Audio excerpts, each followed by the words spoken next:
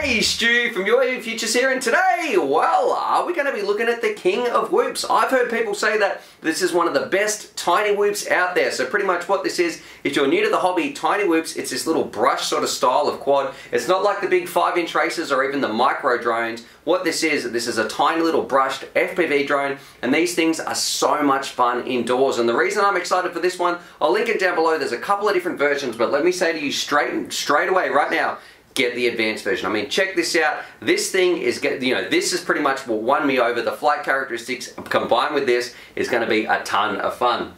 So anyway, what we're going to do in this video, we're going to stick it on the bench, do the bench breakdown pretty quickly, give it a squeeze, what it comes with, bind straight up to my Tyrannus, which is fantastic, and then the fun stuff, we'll fly it around, I'll show you guys some DVR, we'll take it over to Grumpy Trev's basement or the pit track, we'll see what Grumpy Trev thinks as well, and find out why I'm so excited about this little King Kong tiny whoop. Alright, let's do it. Okie dokie, so for the bench breakdown, let's quickly go through what we get, and I should also mention too, I've got the advanced version. I'll link the basic version and the advanced version down below, but the reason I'm excited is because we're in the advanced option, you really get some fantastic kits. So check this out straight off the bat. Let's get this out of the way. This is something I absolutely love, and I don't know if I'm just out of the loop, but all tiny whoop chargers should be like this. So you can simply plug in your 5 batteries, you can plug it into a USB to charge them, or if you want to take this thing out into the field, maybe you're taking this somewhere, you want to do some little, I guess, drone action, somewhere where you don't have access to your charger or even a computer, you know, you could just put another LiPo in your bag. I've got a 3S LiPo, boom, you're now charging your 5 batteries at once. So I'm a massive fan of this charger, and I can't wait to see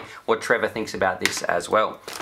Now what we should do, look, the batteries are 250 milliamp hours. Let's get that out to the side. You can also make it charge a little bit, a little bit quicker at 500 milliamps, but we'll put that one to the side. You get some spare props, so in total you get 16 props, which is pretty nice, and you also get a couple of different canopies in the advanced version. Now, let's talk about the drone itself. So look, in the advanced version, I'm pretty happy. I really love this battery charger. I can't stress how cool I think this thing is, but let's talk about the drone itself. So I'm going to zoom in the camera. Alrighty, now I've zoomed in. Here's a closer look at the drone. And when I say, I keep mentioning tiny whoop, and if you're new to the channel or new to drone racing, that pretty much means this style. So a tiny little brushed FPV drone that's got some ducks on the outside. So you can bump into things all day long. It's very, very light and very, very safe. Now we're going to stick it on the scales right here, find out how much it's going to weigh. So it's coming in at under 20 grams, so just 19.8 grams there. Very, very light. Now if we do that with a battery as well, let's find out how much that weighs. Stick a battery on the top or underneath. That's coming in at 26 grams. So look, overall, it is a very, very light quad. You should have no dramas flying this around. I don't think anybody's going to be getting too upset at you because, look, it's really, really safe. Now, if we quickly rattle off some of the specs, you can see the frame itself. Look, it's just a standard tiny whoop frame with some ducks on the outside.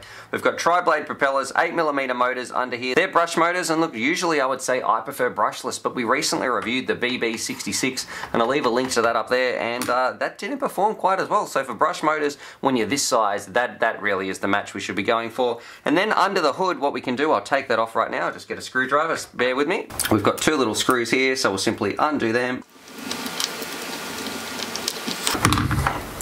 Okie dokie, and you can see we've got our little camera in the front. That's 150 degrees field of view, so it's nice and wide. You can see exactly where you're going.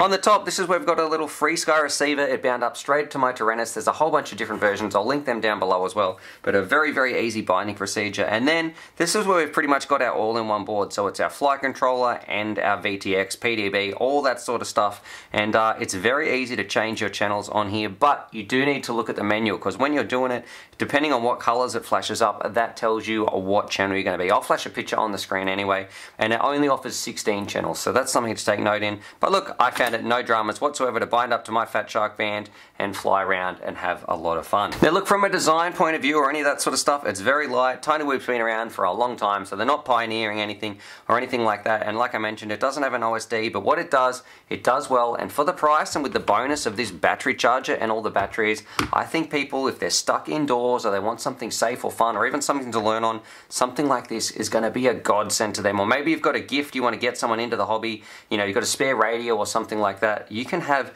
so much fun with this. You're going to get so much flight time for really not that much money. Now before we take it out and fly it around, we should really go through some pros and cons. Probably the biggest con I can think of, some of them nowadays, if you upgrade the flight controller, which can be 30 bucks alone for some B cores and that sort of stuff, possibly more, well, it doesn't have an OSD, so there's no way to really read your voltage, so you're probably going to have to use a timer on your radio or something like that. And then that's probably about it. I guess durability, if you flew this thing into concrete, you know, you might drop it, or, you know, you might break it or something like that, but because they're so light, they tend to bounce in my experience. With the advanced option, look, you get so many extra props, all that sort of stuff, so that's fantastic. And then moving on to the pros, the things I love its weight, I love the amount of batteries and just how easy it is to get charging. I loved how easy it was to bind up to my radio, and you know, massive pluses all around. The only thing I'd really wish it had is an OSD. But for the price, look, I don't feel like I'm going to be complaining too much. Now, pretty much what we should do, that was the bench part out of the way. What I want to do, I want to fly this thing around, show you how stable it is, show you some DVR, and then jump over to Grumpy Trev. So let's check out some DVR now in 3, 2, 1. Okie dokie, here we go. We're jumping straight in, and let's kill two birds with one stone. We're jumping straight over to Grumpy Trev's and showing you the pit track and some DVR all in one. Now, the first thing I want to talk about, this is all one flight, but look how clear this camera is. I mean, for such a tiny little cheap drone with a little camera on the front, I was absolutely amazed how clear it was, like in Trev's underground pit, basement track, whatever you want to call it. It had, you know, it was very, you had a lot of good vision the whole time you were flying around. And in a moment, we will go out, we'll fly around where it's a little bit brighter and that sort of stuff, so you can see if, you know, I know not everybody has a pit out there that they can fly around in. So we'll take it out a little bit and you can see how it is in sort of some normal light conditions. Now, speaking of, I guess, the flight characteristics themselves, it was very stable. It was a little bit twitchy in the yaw response, so it did take a little bit to get used to in that sort of regard. But I found as I was flying around, it didn't take very long whatsoever, maybe one pack, and you could rip this thing through the smaller spaces, and it was very safe as well. So there we go, going back past Trev, and then we're going into the underground track. Now, one thing I do wish it did have was an OSD, because there's no real way to tell you your battery voltage is. And look, I'm not going to complain too much because of the price, but if they could do a future and upgrade version, I think something like an OSD just to monitor your battery would be really good in the future. But of course, again, for the price, I'm not really complaining. And when you get 5 batteries anyway, well, you know, that's even a bit of a bonus, so it doesn't seem to matter too much. So here it is. It's got a fair bit of poke if you're zipping around. You can get in some really nice little nooks and crannies and all those sorts of things. And it does definitely help because it can hook up to Betaflight. You know, you can adjust your rates. And I think if I did get it, I found the stock rates, you know, just a little bit too much. There you go, floating around Trevor's mug. Sorry about that. And I've got to say, doesn't he look like Mr. Bean here when he pokes this out? If anyone knows Mr. Bean, that made me laugh. But yeah, you can hook it up to Betaflight and adjust it to your liking. So yeah, and there we go, bumping off a few things. Those prop guards are coming in handy. And I guess this is a bit of a longer flight. Like usually I don't talk so much, but the flight times I was getting on this thing, it was crazy. Like when I flew around the BB66, we were getting less than a minute. This thing, it just seemed to go for days. And if you do press it a little bit faster, you can get some speed up. Now, of course, it's not going to be anything like the brushless micros or anything like that, because they have a lot more power, a lot more thrust. They're a lot more hungry on the battery. But these bad boys, they're really small batteries. The craft is really small, and they just seem to go for days. So overall, I'm a really big fan, and I think they've done a fantastic job for people who just want a great toy to fly around and get into the hobby. Okie dokie, Trev. So you've just seen me fly around this little bad boy. What did you think when you saw it going around the pit? Okay. I can't believe how well it flew. This thing is a little ripper. Just watching you fly, it just looked great. Yep. It kept going as well. Yeah. It had way more flight time than I was expecting. And it was so stable too, which really surprised me, because some of the ones we've flown around there haven't been anywhere near this capable. So. Yep. All right, let's do it. Put some batteries on. Oh, and the exciting thing too, I did have a charger that I wanted to show you. Where do I put that? Hang on. Oh yeah, this thing too. So if you get this advanced version, you get this little awesome charger, and you get like 5 batteries as well. So flight times for days. So I don't know. That was one of my favorite things about it. What a great idea. It all lights up. You know, you just plug them in, you're ready to rock and roll. Yeah, they're starting to think about it. I like that. That's really cool. Yeah. All right, ready for some little FPV action with it? Yeah, let's rock and roll this thing. Let's do it. All righty. There's the radio. Gee, it's got a good camera, huh? What do you mean by that? Oh, it's clear as. You down there, ready to rock and roll. I'll get a takeoff shot.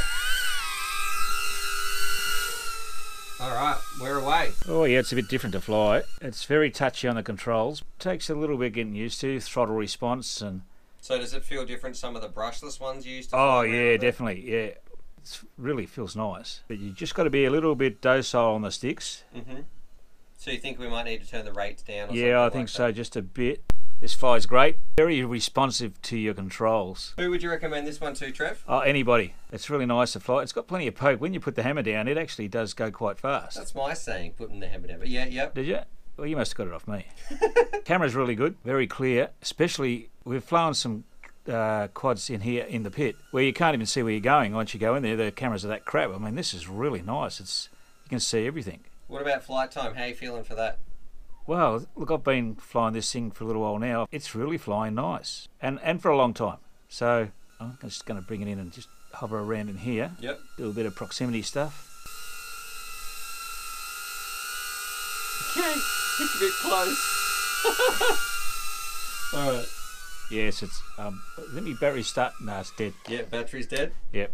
So there it is. Well, look, that was a lot of fun. These are pretty cheap too. Yep. For what they are, with all the batteries you get with them, especially the guys that can't fly at the moment over Europe way in the States where it's too cold outside. I mean, if ever all those people have a pit track. Yeah, well, it's too hot for us to fly outside, so we're flying inside. It's very, very hot today. And it's going to be 40 tomorrow, so... that's Celsius. But yeah, that's about 120.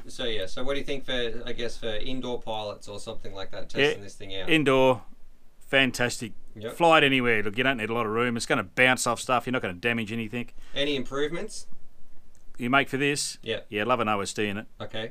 That's probably about all. Other than that, it goes really good. Do you know what? That's kind of what I could think as well. Like the OSD, absolutely, and then other than that, and I should also mention it's only got 16 channels in the VTX. Yeah, probably not an issue for us either. But those little motors, I can't believe how much grunt they got. So and they're not even warm. Yeah, look, that's. I like that. All right, give that a Grumpy Trev rating out of 10 in terms of performance. So remember, it's just for a tiny whoop. How does that rate for your tiny whoop, I guess, experiences? Look, probably about a 7. Yep. Value for money, it's up there. It's look, I'd give it a 9 value for money. Yep. Just needs a couple of little refinements, especially an OSD. Well, probably just that. So there's only one refinement I'd do because it's okay. Other than that, it's really good. Yeah, and you get all those batteries with it and that charger. Yep. They've really thought about it. So yeah, good on King Kong. They're just innovative. These guys. They don't stuff too much. Are we going to see a review of one of these on your channel or something like that? Because there's a couple of different versions. I think there's the Tiny 6, Tiny 7, a whole bunch of different ones.